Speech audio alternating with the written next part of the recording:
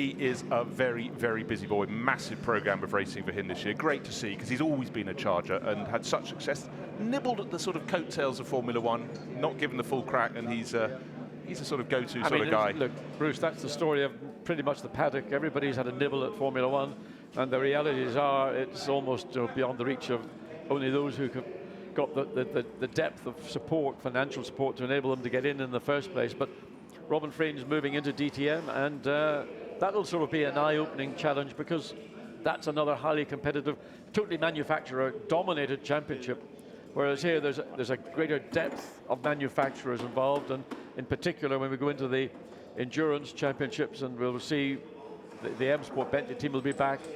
I assume HTP will be there as well. They're not currently competing in the sprint champ. The Bentley here is entered by Parker Motorsport, an independent team with the blessing of Bentley.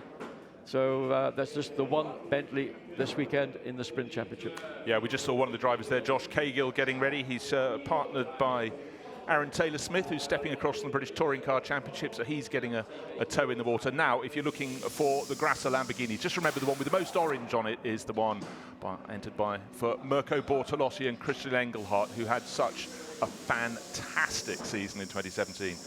And again, just, you know, phenomenal.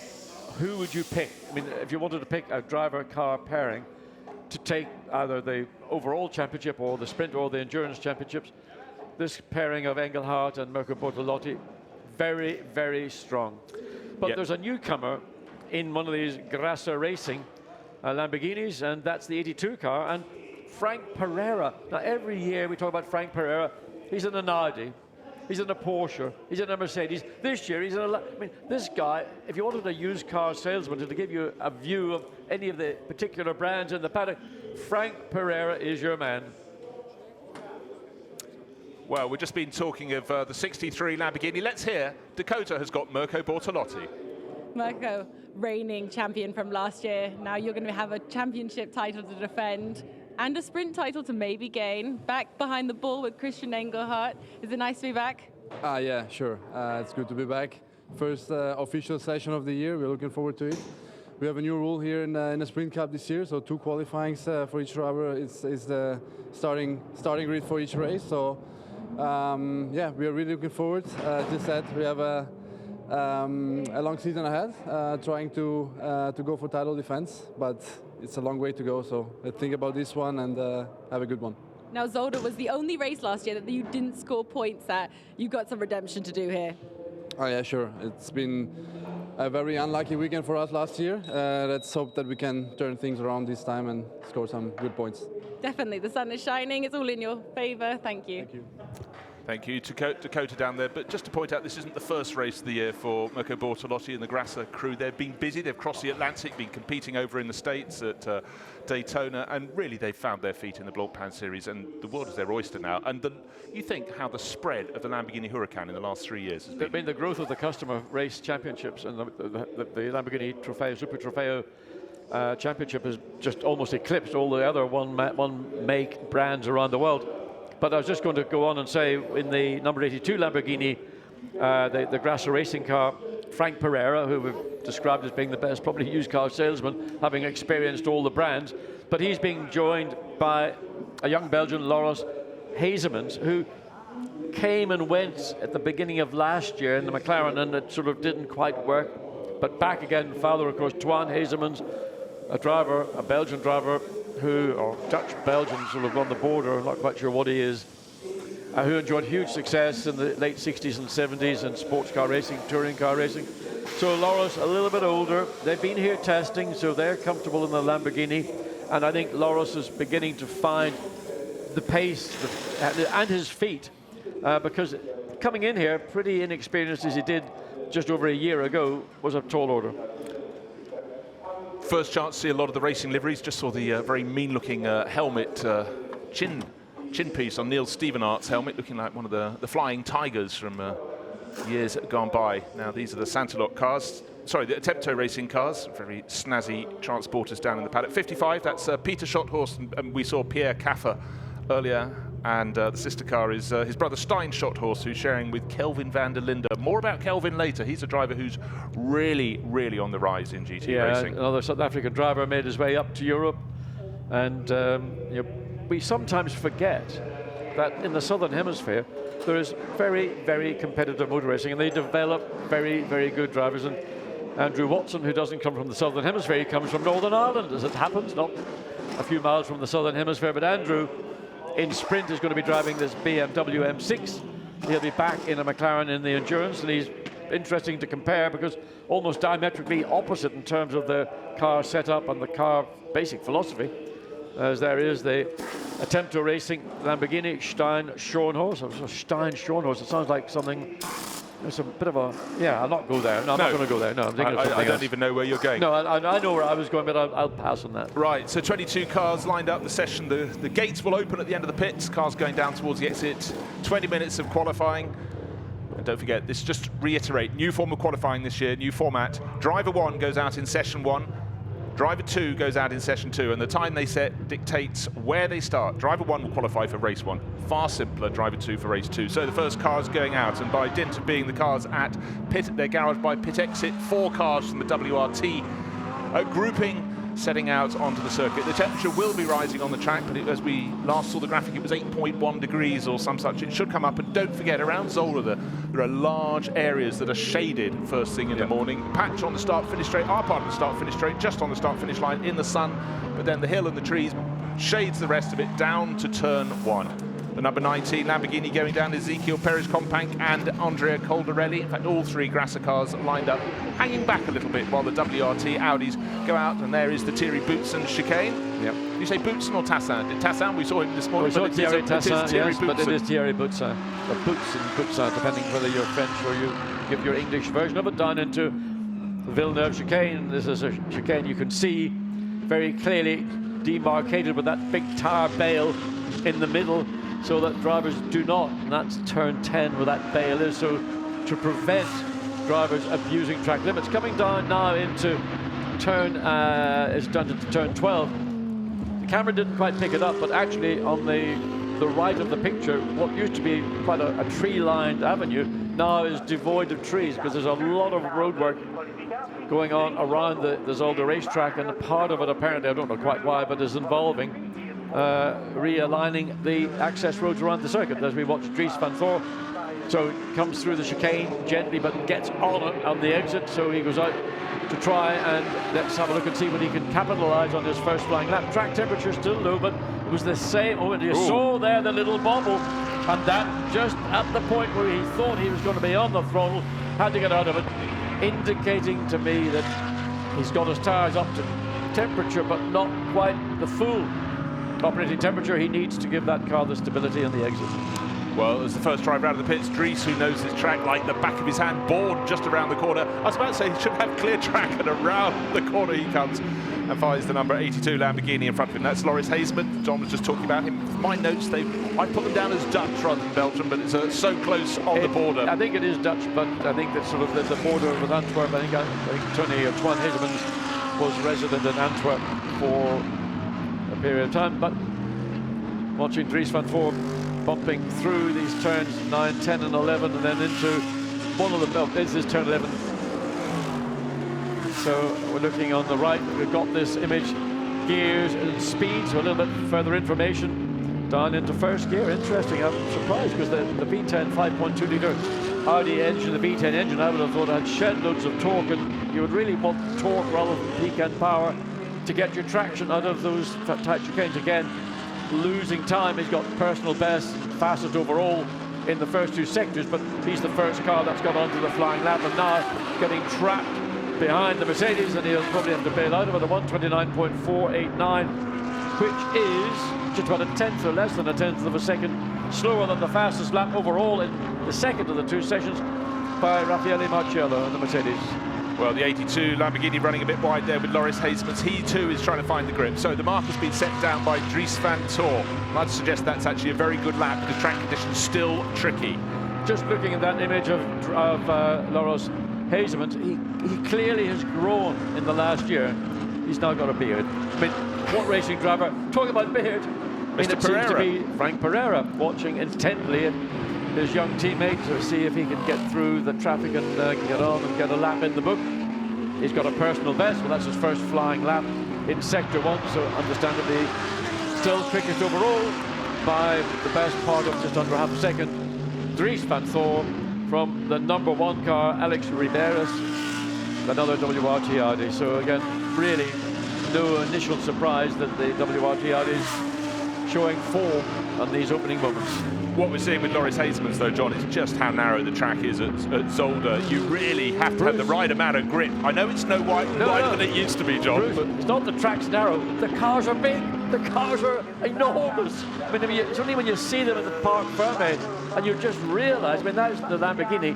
If you set a standard Huracan alongside that car, you would realise just how much bigger these cars are than the showroom models they're based upon. But another thing that needs to be thrown in, you can feel the vibration when the Mercedes and the BMW and the Bentley come past a commentary box. These are big, visceral cars. Oh yeah.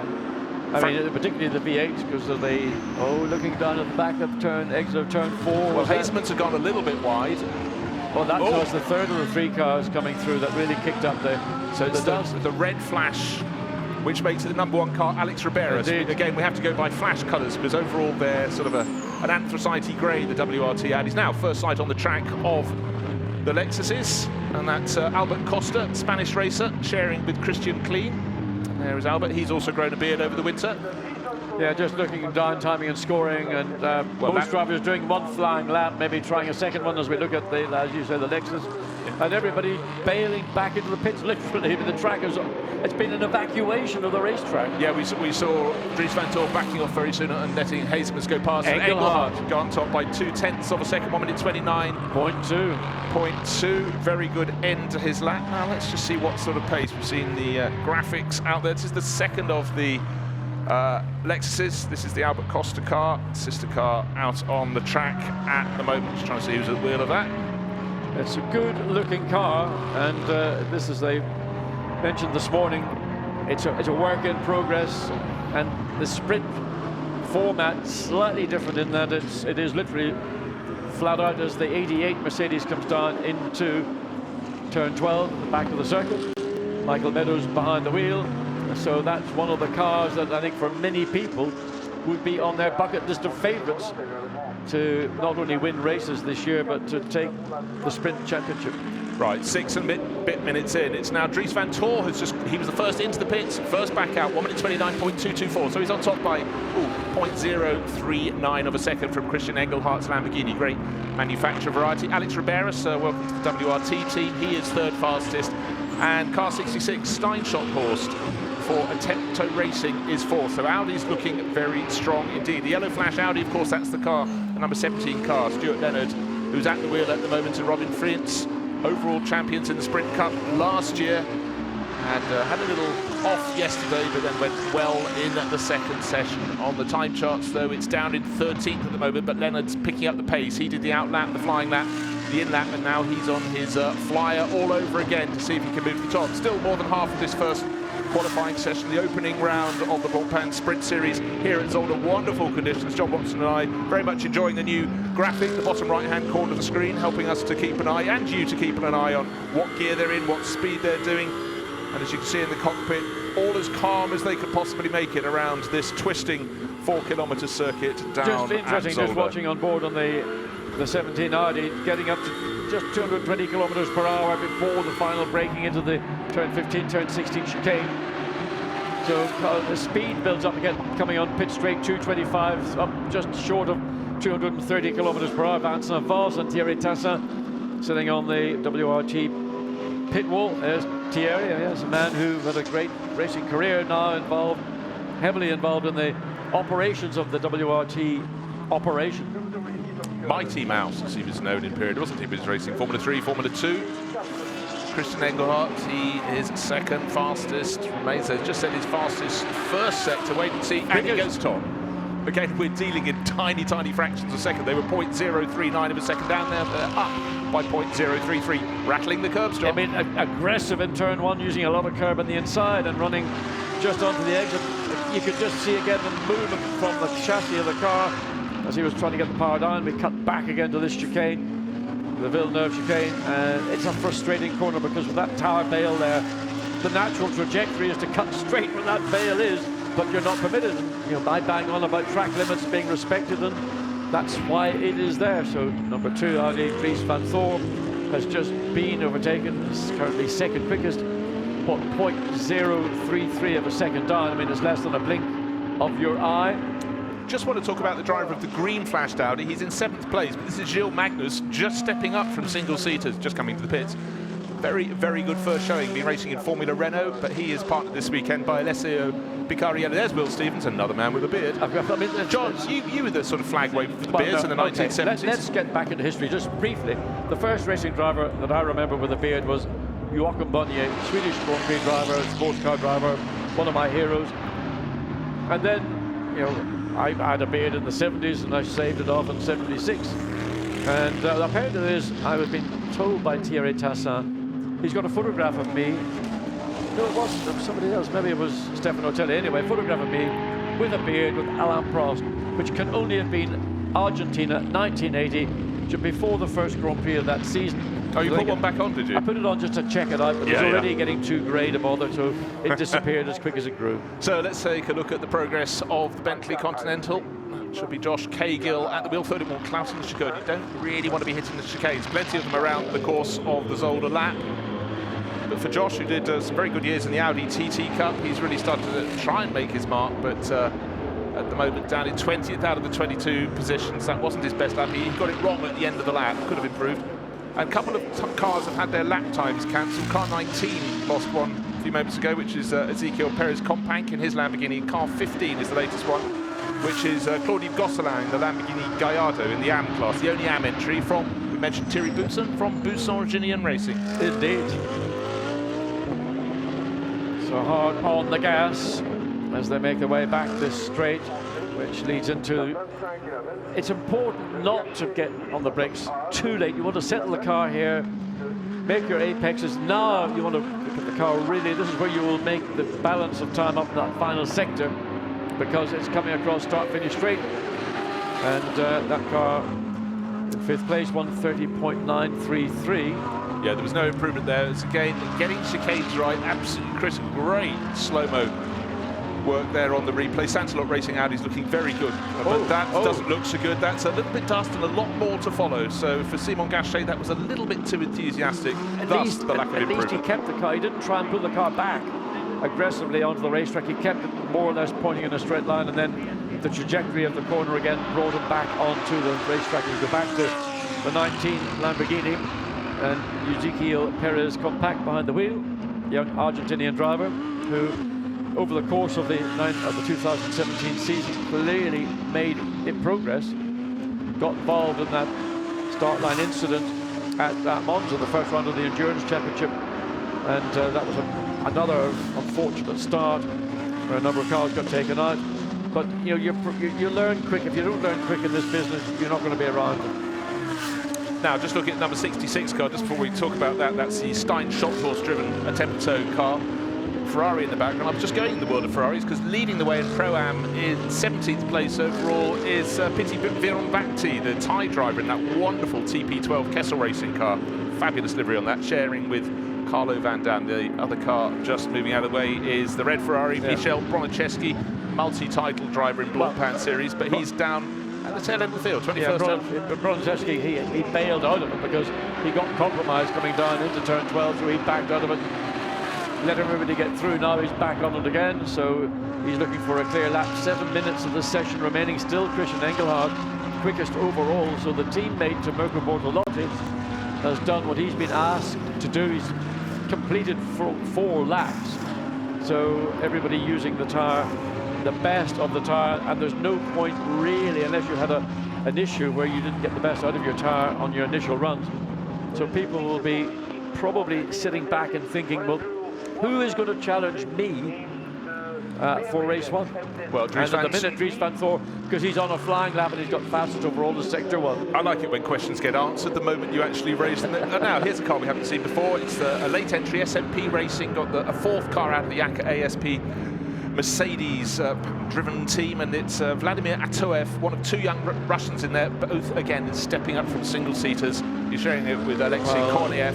So it's a big ask for them. Do you think they're feeling a bit nervous in their first outing in the Blancpain Sprint Championship? Well, one's on the bench, one's in the car. So see how Atouef is getting on. But Vantor, this is the important thing out on the track. He's got not one purple, but two purple. That means the fastest of anybody in that sector. Coming down to complete, he's going to go. Well, in fact, the time has just been the sister car. Number one went to the top for a nanosecond with Alex Riberas, and then Dries Vantor, 1 minute 28.573 seconds. And interestingly, Dries Vantor had fastest overall second sector, but not in the final sector, but has gone, just under 3/10 of a second quicker than the number one WRT Audi. And Christian Engelhardt now suddenly in the 63 Lamborghini, 0.6 of a second away from that pole position. As soon as Dries Vantor said that time, I thought, where is the response coming from? The 63 Lamborghini looked out the commentary box window, and there it was, flashing onto its flying lap. So what can it do? So it's the number 2 Audi on top, the number 1 Audi in second place. So it's Dries Vantor from Alex Riberas, who's really impressing me so far this morning here at Zolder. Then Christian Engelhardt is a third in that 63 Lamborghini. He hopefully will have a nice clear run. 22 cars spread around the circuit. In fact, apart from the first few laps, it's about the first time we've had almost all of the cars out on the circuit, but still plenty of space for them to go out roaming. Gilles Magnus just goes up into 4th place, so this is a really, really impressive debut from the 19-year-old Belgian. It's also indicating that right now WRT have done their winter homework extremely well, because they got 3 of the top 4 positions on the grid provisional, just under 4.5 minutes remaining in this Q1 session. Yeah, not a brilliant opening sector of the lap for Christian Engelhardt, but he improves in his second sector. But he has got to find half a second or thereabout even to go into second place ahead of Riberas. Who else is going to fight back in the Audi? He's up to 5th place, goes to 66 car of Stein Schothorst, another improvement. So 3/4 of a second cover the top 5. What Engelhardt will be aiming for, obviously, to get that provisional pole position, but principally to try and get the Lamborghini on to the front row of the grid. Even if it's not on pole position, it means he's got a clear look down into turn 1 when the lights go out, and that is about as good as you're going to get.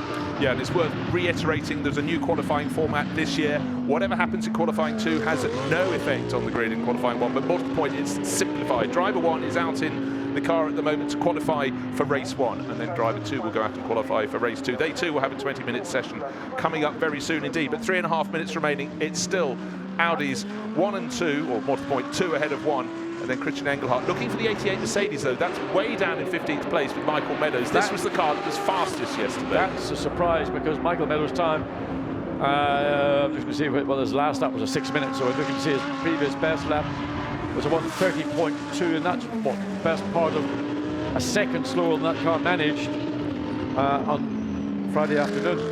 Now quite a few cars are having times pinged away from them, taken away for exceeding track limits. It was at turn 9 that car number 37 went too wide. That's Andrew Watson, your compatriot, I know, how dare they, in the 3-wide technology BMW, but that's put him down in 15th place.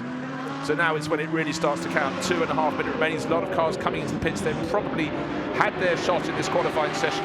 Who is on the move? Christian Engelhardt did improve, but he's still a 1/10 of a second shy of moving on to the front row of the grid. The number 11 car, Michel Broniczewski, is still trying to get pole in, at least in the Pro-Am class, but he's only second fastest. Yeah, it was Gilles Magnus. Again, he just improved up into 4th position on this lap. Personal best in sector 1.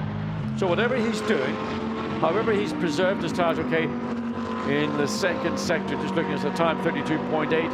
Everybody else, second sector times of all their times reflecting their in-laps. So whether Magnussen can find a way to demote the 3rd place Lamborghini, and Christian Engelhardt looking on board with the Ferrari, Michel Broniczewski up over the top, and then the compression as you come down the other side, and quickly you've got to get the car well to the left on the brakes, immediately down a couple of gears, turning right then left and back to the right, pulling in other gears. You come out of the exit and then into turn 12, and then it's just another mad rush all the way down. There you get a view actually in watching the timing and the speeds of the gear he's in, 216 or so kilometers per hour, down again into first gear for the Ferrari. In the good old days of a DFV, I think you took it in second gear, but what would I know? I mean, it's only going back 36 years. Don't do the adding up, John. Now Christian Engelhardt, his fastest first sector, his fastest second sector. He's got to find less than a tenth of a second to go into second place ahead of Alex Riberas. Michał Broniszewski, his session is run. The driver twos are now starting to put their earplugs in because they're going to go out racing, qualifying very shortly. We just saw Giacomo Piccini putting his earplugs in. Does Engelhardt go onto the front row? He goes into second place. He's moved ahead of Riberas. So it's the number 2 Audi, the number 63 Lamborghini. Thank you for Grasser for giving it a separate colour scheme to its sister cars. There's the whole orange up and over the roof, and that really helps. Previously we had small flashes, but largely just the bright green of Grasser. But the 63 car is always the go-to car for Grasser. That was a need-to-do time from Christian Engelhardt. He needed to get that car onto the front row of the grid. He's succeeded, 21 seconds remaining, not very many on track likely to challenge that provisional front row of the grid. Down again through the gears, down into what he's going in second gear, but I think he's coming into the, I'm assuming he's coming into the pits. If not, it's the first car I think I've noted on our new graphic that it indicates he's using second gear rather than first. The reason I bang on about that is I think you're better to use the torque of an engine, and he's going to continue this lap. Use the torque to pull you out of the corner rather than peak power, but that's just a personal preference. So there's the 82 Lamborghini, the first car to greet the checkered flag on the track. Several others have peeled into the pit lane, but no late improvement for that one. In fact, the last improvement was Nico Bastian in the number 90 Mercedes, one of the 4 from the Acura ASP team. He's sharing with newcomer Jack Manchester, and he moved into 7th place, so good late run. But in that session, it was Dries van Tor, first car out onto the circuit, did what he had to do, responded to the challenge, not just of Christian Engelhardt, but of his own teammate. Here comes Engelhardt to complete his lap. Surely no further improvement. Oh, he only missed it by 0.03 of a second, equaling his best time. So good consistency in there in the high 1:28. That's important for everybody just to observe that his last lap was only 0.03 of a second down on his overall best lap. So quite often in these qualifying sessions you see a peak performance and then getting a repeat as Dries van Tor gives it the thumb up. The thumb up, because he's our first pole sitter of this year, the first guaranteed pole. He's claimed it with a very tiny 20-minute session there. And now the car, the number 2 Audi, being handed over to his teammate. They've just pointed out that Dries forgot to grow a beard over the winter, so he's being sent back to the garage to get on with that. But that will be handed over to Will Stevens. But it's all about taking the hurdles as you find them. So very well done indeed. The car's now just being checked over by the crews, but more to the point, it's the sister drivers looking to climb on board now. There is the grid for qualifying 1 for race 1 tomorrow, and it was very tight at the top. Dries van Tor, great late charge from Christian Engelhardt, but really good performances in WRT Audis for Alex Riberas and Gilles Magnu, staying shot horse as well. And then right at the end, we didn't really talk too much about the young Russian Vladimir Atoev, 6th fastest. That is a phenomenal late charge. Absolutely. That one came out of, we didn't expect it or even catch it just over the top Mercedes crews as well. So down at Acura ASP, they'd be told, what have you done? You've upset the apple cart. But Michael Meadows, Raffaele Marciello, that was number 88, down in 17th place. Don't know what the problem was. That was the fastest car yesterday afternoon.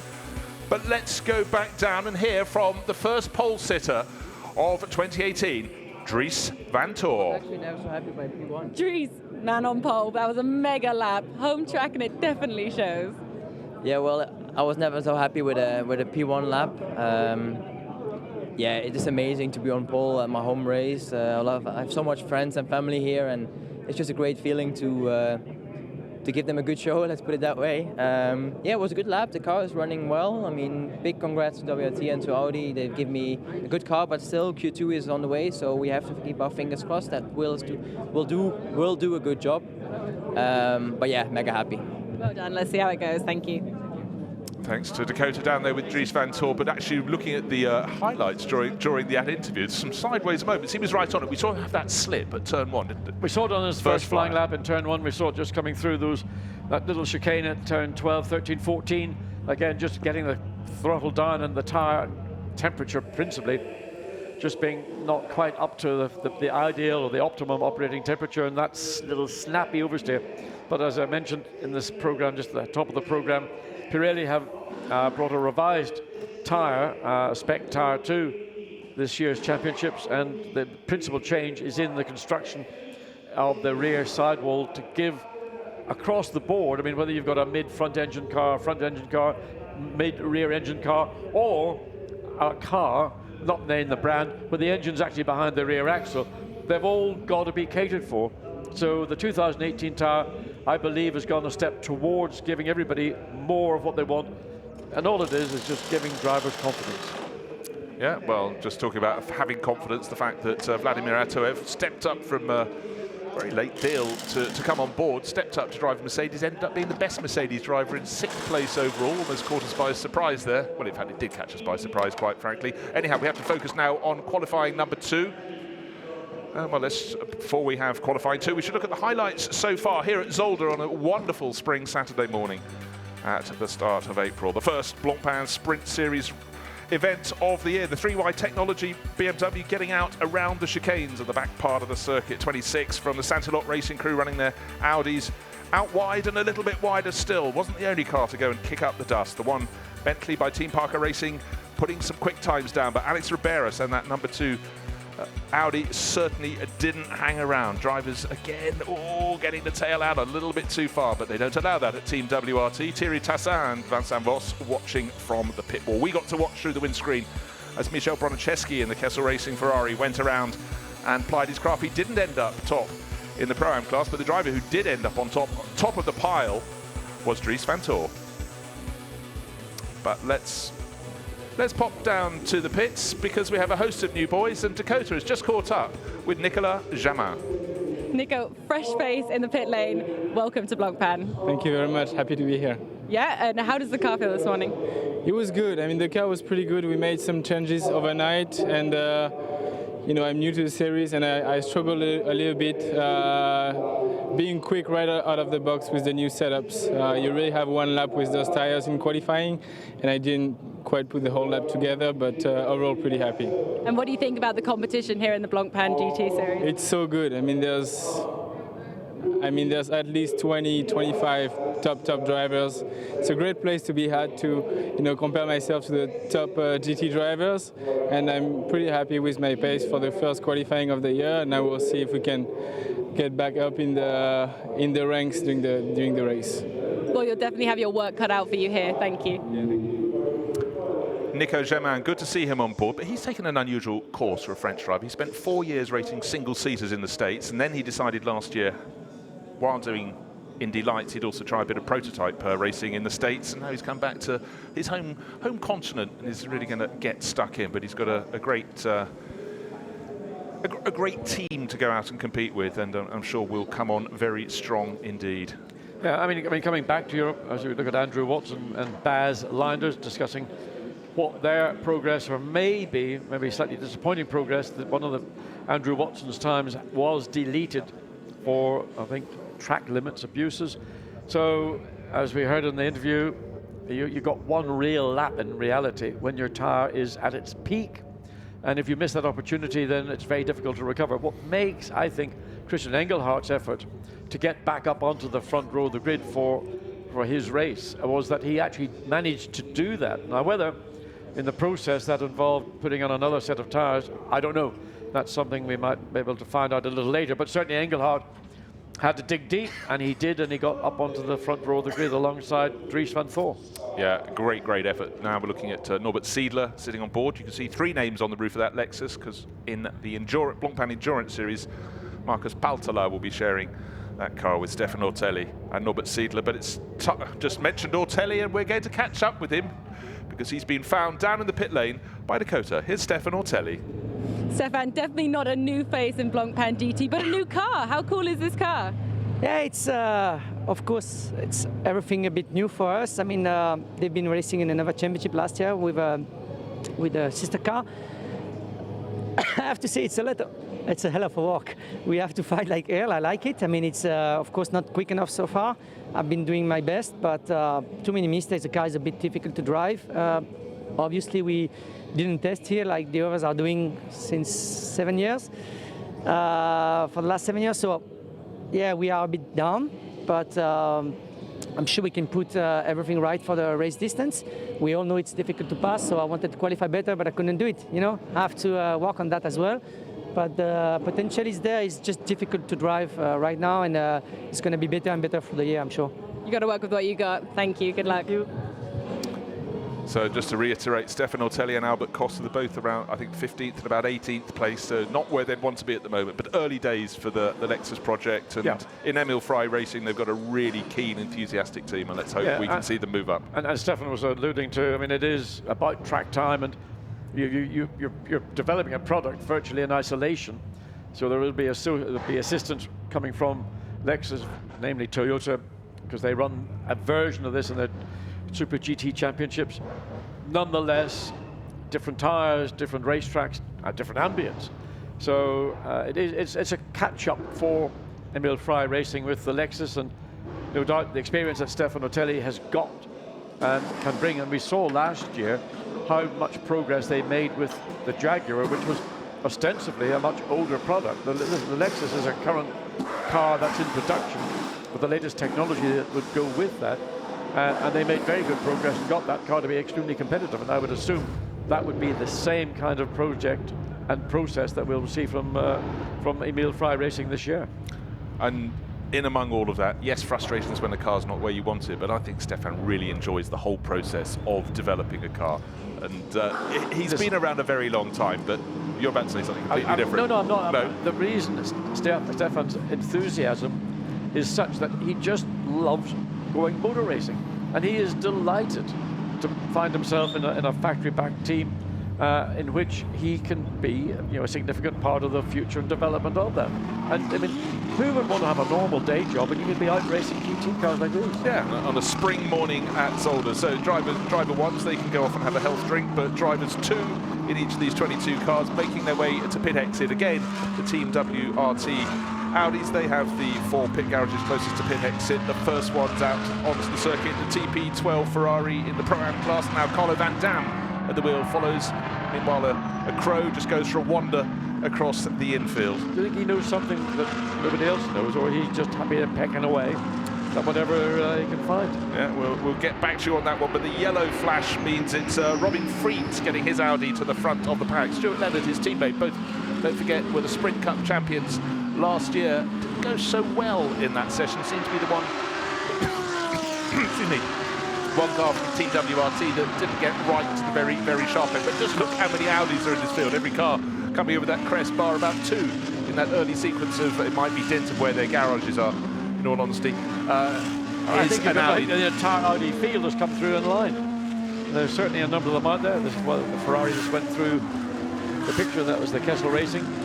And Carlo Van Dam, as you mentioned, on board. So I would assume that we'll see the 39 Ferrari maybe a little bit further up in Q2, as everybody now slows down looking for track position. I mean, the mistake of going out as they've all done is that they're all bunching each other up, and now they're all backing one another up because they don't want to trip over the car that's directly ahead of them. Yeah, what we noticed in qualifying one was the Grasser Lamborghinis waited for about half a lap and then went out. The session is only 20 minutes, but it's all about not compromising what the drivers describe as their one lap on these tyres, where they're really where they want them. But Robin Freeds has made no mistake. He's got himself to the front of the bunch.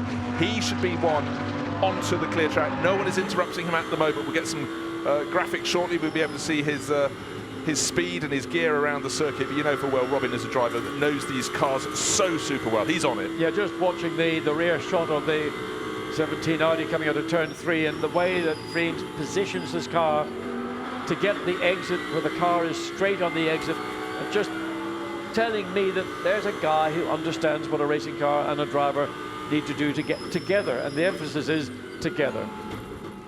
Bangs through the Villeneuve chicane and takes loads of curbing on the inside, which is perfectly acceptable. Now into the very exciting turn 11, known as Telamenbach. Fastest overall in Sector 2, but this is the first flying lap for everybody. Fastest overall in Sector 1 is the sister car of Will Stevens, so Will on and hard. Well, it was handed over in good form. That's the number 2 Audi that is on pole for the first race in Dries van Torshavn. Can it make a double? But now, again, you get traffic. So Lamborghini out in front has just caught Robin Freeds. It's not a big deal, but 129.7 is what 1.2 seconds off the time Dries van Voor set, and that's just Robin Freeds' first flying lap. So strong opening lap for the Belgian driver. Again, with traffic ahead, that's going to be that compromise. So Well, Stevens has gone number 2. Yeah, Has 29.3. Carlo Van Dam second, and Robin Freehan's down to third. yeah, so Carlo Van Dam was in the yellow, blue and blue Ferrari in the middle of that Audi train, looking down the charts. Mirko Bortolotti, where is he? No surprise, he set the fastest first sector time of anybody. He went out late out of the pit lane, car number 63, fastest in the first sector, fastest in the second. John, look at the screen. Who's ahead of him? Absolutely no one. So perhaps a little bit of intelligence there from the Grasser Lamborghini team. They put him on the track just at the right time. But what we saw in qualifying 1, the drivers do 1 flying lap. They tend to report back to the pits, have a little think about life and go out. We've still got over a quarter of an hour remaining, but look to provisional pole, I'm sure. Top of the charts, it must be for Bortolotti, yes, by a factor of 3/4 of a second. So he's got it right from the outset. What was impressive about Bortolotti's lap was it didn't look like it was a fast lap. And that was because he had cleared track, he didn't have to make compromises, but he used the car rather than abusing the car to go quickly. And that is, again, indicating where Bortolotti has developed and evolved over the last couple of seasons. That was a very good lap. As we look at Marcello Raffaele comes through the final chicane. So 88, we haven't seen an awful lot of it. It's gone up into 8th place. Michael Meadows outside the top 10 in Q1. Now one of the 2 Audis, that's the number 14 entry, now in the hands of Christian Klein, young Austrian racer, the RCF, and he set his fastest first sector time. And again, the Kessel Racing Ferrari, Giacomo Piccini, sort of trying to keep out of the way, going slowly, but he's in front. Now Bortolotti bang straight to the 1 minute 28.574.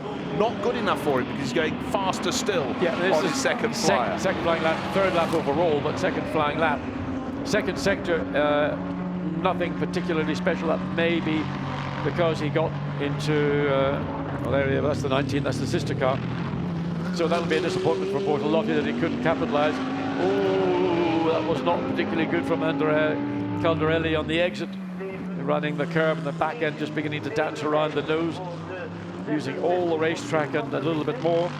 So it's a question of more haste, less speed in some of these moments when it is a very charged session when you've only got 20 minutes and you know you've got 1 set of tyres effectively. Again, just watching Caldarelli coming into turn 1. Car looking a little bit nervy and twitchy around the front. I'm glad we're looking at Carlo Van Dam because he was second fastest earlier on. He's still second fastest. He's just improved last time around. He's 3/4 of a second down on Mirko Bortolotti, which seems an awful lot, but he's ahead of Will Stevens, Andrea Caldarelli, Giacomo Piccini. We saw going slowly, made the other Ferrari go very well indeed, but we were looking for the 88 Mercedes making improvement. Was 8th, also is now second. Raffaele Marciello on the charge, as indeed is Piccini in that number 11 Kessel Racing Ferrari, but it's at the moment it's Bortolotti from Marciello and Carlo Van Dam. But remember, Carlo Van Dam, the 39 Ferrari is a Pro-Am entry, it's not a full pro car. So, but with the pro driver behind the wheel, it represents the pace of Ferrari, and we know that Ferrari, and look what Piccinini's going to do, go 6th quickest, so 2 Ferraris in the top 6. So it's not quite an Audi showroom, it's, oh no! Back of the car bumps into the barrier, not too heavily. There's a lot of a crash structure around that. Sarayas, who's the experienced driver in that car. We heard with Nico Jamin, his teammate, who was stepping across to GT3 racing. Now let's see as it pulls away. What was the... It's whether the wing is damaged or not. Red flag. So is there something on the racetrack that caused that? We just caught the very end of it, and it was quite difficult to determine whereabouts on the racetrack it was. Yeah, just pointing out, 12 minutes 59 seconds remaining. Through the Villeneuve chicane. Yeah. So damaged, right rear. Yeah, the bodywork. I mean, that's watch again and see it coming down. Where's the Mercedes? There it is, under brakes. So he locks up the rears. So that was just simply, and look what happens when you get airborne. Was that, was it, now the question is that, was there a red flag? Well, yes, it's flying before he's even... So what was the cause, what caused the red flag? Because we'll count them out, we'll count them in. Basically at the point the red flag was being displayed. Did he react to it, or where, as there's a, what's that? Is that a bit of, a cone? It's been one of the corner cones. So maybe that was what instigated the red flag, but anyway. So someone else might have had a little off at the chicane, taken the top off a cone, he's seen the base and just left his braking too late. Let's have a look. Marshall picking other bits up. Felix Sarayas, if that is the case, there's the red flag. the track is, but there's a red flag being shown there, and also a yellow flag. So maybe it's slightly. Van Dam in the pits, just coming out of the pits now in the TP12 Kessel Racing Ferrari, fastest in the Pro-Am class, but he, as John pointed out, is the pro driver.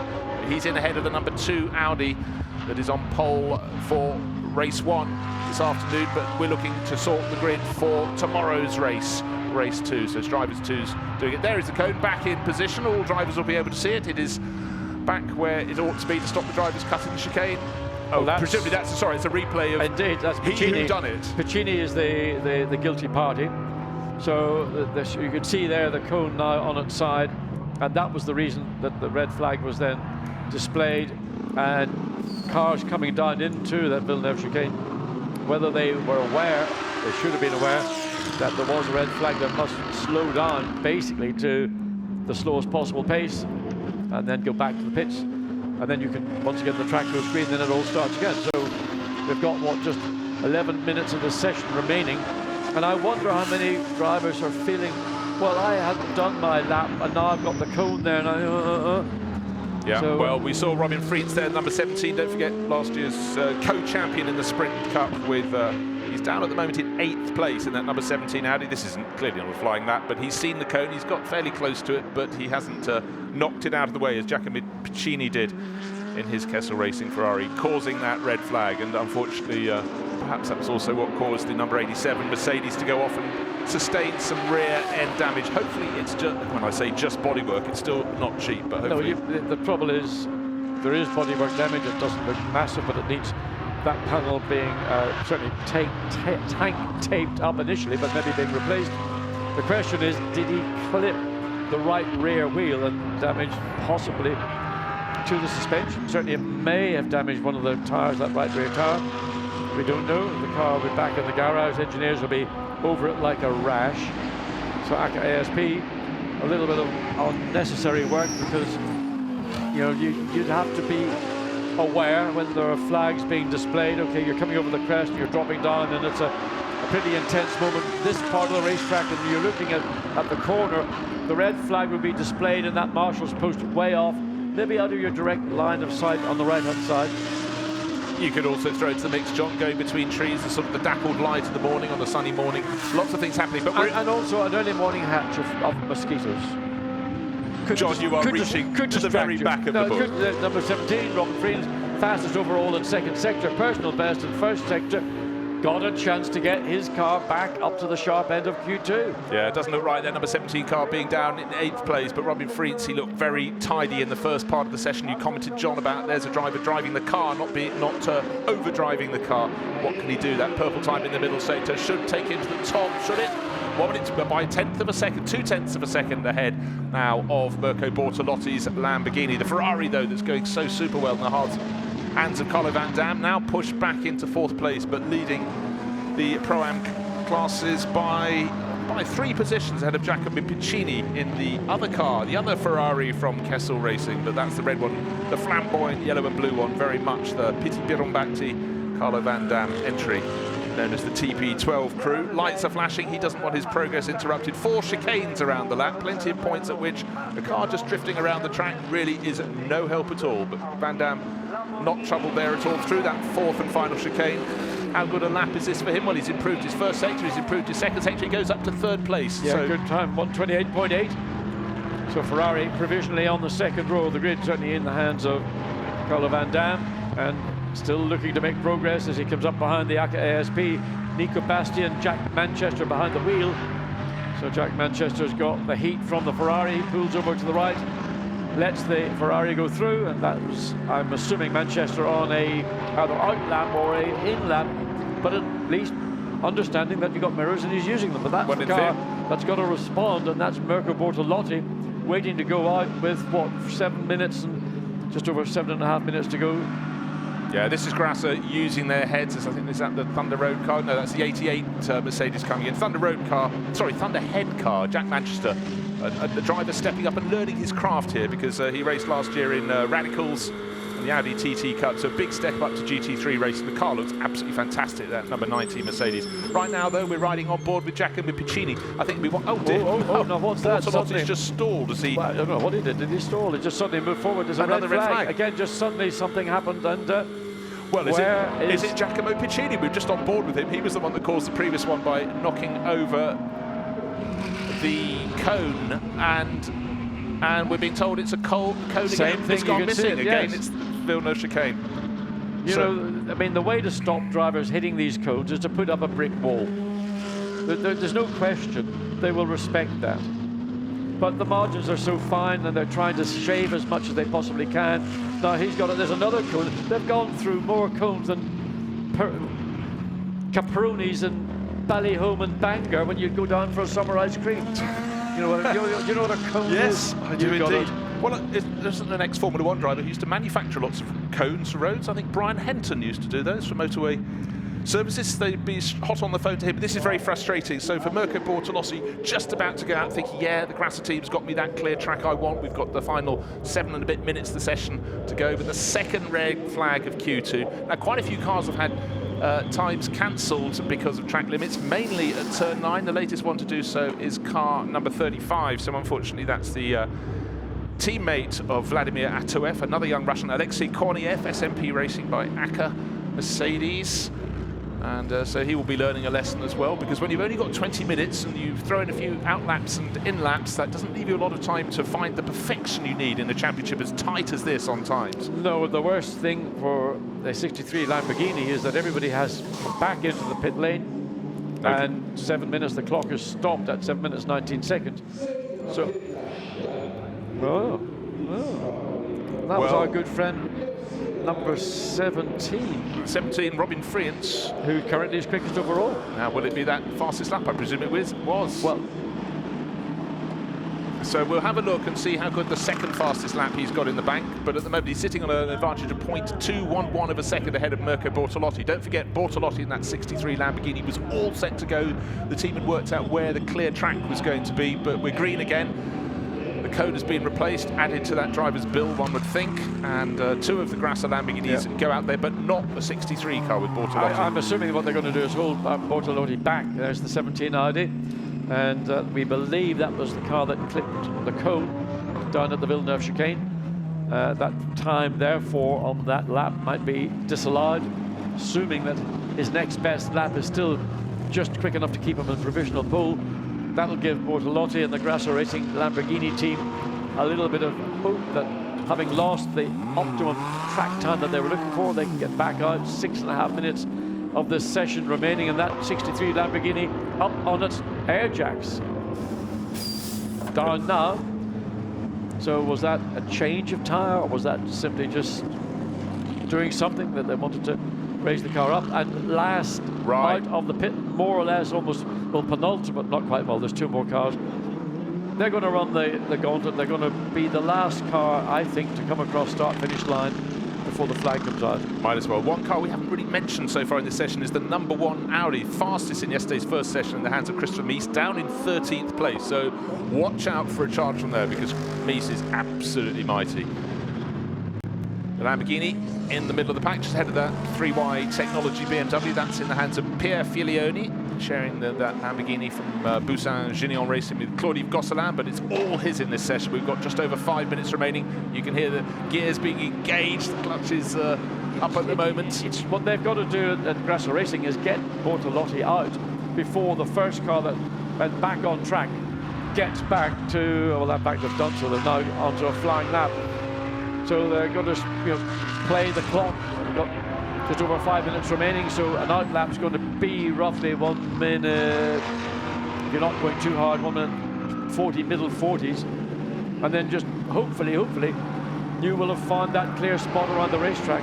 But with what certainly just about half the field on track, and watching the 82 coming, sliding its way through. That was Frank Pereira. Well, he's got Frank Pereira in the Lamborghini in Europe for the first time. He raced this car in America, in Daytona, I believe. He did with Mirko and Rolfin Eichen and young Dutch racer. And they won the category. They certainly did. And so being a star in three makes a car, clearly not enough for Franck Pereira. He's now moved over to Lamborghini and will be reporting back to the team. In fact, Franck has set his fastest first sector, his fastest second sector, but it's all about the clear track that may come the way of Mirko Bortolotti. He's sitting calm as possibly can be under the circumstances, waiting to be given the signal to go. And I was about to say it has to be about now. Yeah, 4 minutes 20 seconds remaining on the clock. Are we going to have 82 going to the top of the charts, waiting for him to complete that lap? He's down in 9th place at the moment. How good's that lap time? About 4th place? 6th place. Again, big commitment coming into turn 1. You could see when he got on the brakes, the body reaction of the car was very notable indeed. So, number 1 Audi comes across Christopher Mies, the man that you point out, Bruce, quicker. Oh, again, you can see just that flinch, or Christian Engelhardt looking intently, waiting to see what Mirko Bortolotti might be able to achieve. 3 3/4 minutes remaining, so he'll get 1 flying lap. He might sneak in a second one. It's difficult to tell. It's very close, but certainly the first flying lap he's going to have to make the very best. And it's worth pointing out, no surprise that the Acura ASP Mercedes of Felix Sarayas, the one that went round at the Villeneuve chicane, sustained that rear damage, is still sitting in the pits. Don't expect to see that coming out in this session unless they could magic it out in the next minute or so. So he can do the out lap and the in lap, but we're waiting to see what Mirko Bortolotti can do. He's still in second place, still 2/10 of a second down. Christopher Haas, absolutely no slouch in an Audi in that number 25 entry. He's 8th at the moment. Will he move up the charts? No, he improves his time, but it's so close on times. He stays in 8th place for Santalot Racing. So it's still Robin Fried. Don't forget he had his best time, or one of his times cancelled. But an improvement from Kelvin van der Linde. 66, Attempto Racing Lamborghini. 2nd row of the grid, 4th quickest. Yeah, he's really grown into his stride now, kicking up the dirt, coming onto his final lap. Doesn't matter, he's onto his final lap. Has he got a clear track? That's the question. We can't tell from where, but again, you can see late on the brakes, and that little bit of movement as the car just gets settled down now into turn 2. Well, this is maximum tank. You see the eyes of Gottfried Grasser staring at the screens as well down at Grasser Lamborghini. And Mirko is very much the star in the car. Of course, he might have a challenge through the air from Franck Pereira, but that's 63.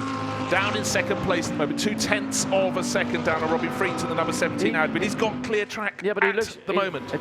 He's lifted off, Bruce. He was slow coming out of turn 2 into turn 3.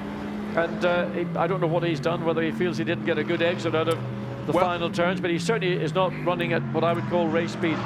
Okay. Does he have time for another go? Yes, he does. He's halfway around this lap, 1 minute and 45 seconds remaining. Christian Engelhardt throwing in his little penny's worth. Penny's worth, indeed. I was trying to move it over to a cent here in Europe. So the Bentley just pulling off its practice. Its qualifying is over. Looking at the 63 Attempto Racing Audi. This is Kelvin van der Linde. He moved up to 4th last time around. Is there going to be a further improvement? Didn't have the best middle sector. No, he's always very close to his best, but not this time. But there's still 1 and a bit minutes remaining. He can wind it all over again. And yes, it must be in Mirko's mind that he ran wide coming out of the final corner onto the start-finish straight, kicked up the dust, therefore couldn't put the power down. Marcello Raffaelli in the Mercedes 88, personal best, 1st and 2nd sector, needs to find improvement from the 3rd row of the grid. Well, he's half a second down. In fact, he's 0.64 of a second down, so he's clouting the chicanes. No stranger to those. Everybody around Zolder has to work out how to negotiate the 4 left-right, right-left combinations. 88 improves his time. He's just over half a second down. He's got time for 1 more, but each lap from everybody has a mistake, and that's a very big mistake from one of the Santalot Racing cars, and that's Markus Winkelhock, unless my eyes deceive me. Well, he's down in 12th place. Marcus, what was he doing out there? I do not know, but there is the 63 Lamborghini. So let's wait and see what his first sector time is. 28.3. Just wondering what the 28.1. 28.1 is a 10th of a second down in sector 1. So it's here and the final sector that he's going to have to hope that he can find what he needs to find, which is 2/10 of a second to get it to provisional pole. But in fact, the checkered flag is just about out, just in a couple of seconds, so he can finish this lap. But this is his only and last chance. Well, he's improved in that second sector. He is almost guaranteed a front row spot because no one looks likely to topple him. Most of the quick drivers behind. I can't speak, but we've got Stevens in 3rd place. We've got Kelvin van der Linde in 4th. But for the sake of Lamborghini tried to take a pole position. They failed in the first of the qualifying sessions for this afternoon's race, but this is trying to define who is on pole position for tomorrow's race. Will it be Robin Freitz? Will it be Bortolotti? It's Robin Freitz. So for Gottfried Grasser and the crew, it was very close. But we've still got a message on the screen that Robin Freitz is under investigation for bringing out that second red flag for removing a cone. So there could be a further drama here. It was a really good, strong shot for pole position. It may yet be the 15 Lamborghini Gallardo, being spun by Per Filioni. And he just off the edge of the circuit. And again, that's the Villeneuve chicane. A bit of grass on the tyres, but at the moment, for now, it's Robin Freitz, the 17 Audi, in a provisional, and I stress provisional, pole position. Late charge there from Mirko Bortolotti. Doesn't look as though it's done enough to get to pole, but if the cone that wasn't removed there by the Lamborghini, but was removed earlier in the session by Robin Freitz to set his best time, it's a judge that he has fumbled and takes a penalty and loses that time. We could have a readjustment, but at the moment it's Audi looking very strong with Mirko Bortolotti, the interloper in the Audi gang, in that 63 Lamborghini. But for now, it's all smiles from the pole sitter for race 1. That's Dries van Tor on the right of the screen, and Robin Freitz potentially pole sitter for race 2, which happens tomorrow. So action-packed 2 sets of 20 minutes, but it's, as you can see, 3 Audis at the top with Robin Freitz, the driver number 2 in that car, just ahead of Mirko Bortolotti, who tried so hard in his Grasser Lamborghini. Will Stevenson, a very good job from he and Kelvin van der Linde. Then Carlo Van Dam, top of the Pro-Am class in the TP12 Ferrari. Raffaele Marciello getting that 88 Mercedes up closer to the front end, and Franck Pereira settling in very nicely, 7th fastest as he joins the Lamborghini gang. And of the 22 cars, we go down to the Boutsen-Gignon Lamborghini at the end. We saw that going for a spin, but some good performances there from some of the newcomers in the championship. The Lexus is still struggling to find pace, down in 16th and 18th position, but we'll watch them as a side story through the course of the year. They're bound to make their way forward. Such a good driver lineup, and I'm sure a lot of potential in that car. So Robin Freitz was fastest of all in the number 17 Audi, and he is caught up down in the pit lane with Dakota. Right, Robin, this is a bit of an interesting situation. Fastest lap, but you're under investigation for hitting that cone. Is your second lap time fast enough to still put you on pole? I only did 1 lap. I don't really hit the cone. I didn't hit anything. I think it was quite clean, so I have to check the video, but so far as I know, I didn't hit anything, so I think I'm fair to go. Robin, you definitely did more than 1 lap. I did 2, but okay, I improved in the second lap, but I did a mistake in the hairpin, but still I didn't hit the cone, so I found it strange that my lap was cancelled, the second one, apparently. But the first one was enough to get pole anyway, so. Okay, well, let's see. Well, still the front row. That's good. Thank you.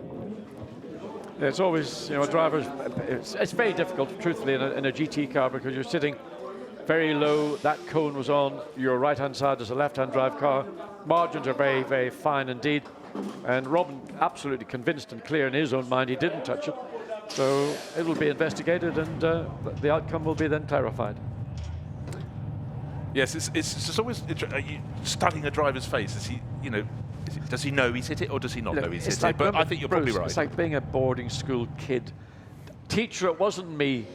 Bend over, sunshine. You're going to get punished anyway. Well, whether he gets punished or not remains to be seen. But some interesting qualifying sessions there, and when you cram them into 2 sessions of 20 minutes, it is so busy. But it was fun out there, and we had. This is the driver's number 2 going out to qualify for race number 2. We saw some early pace from Will Stevens.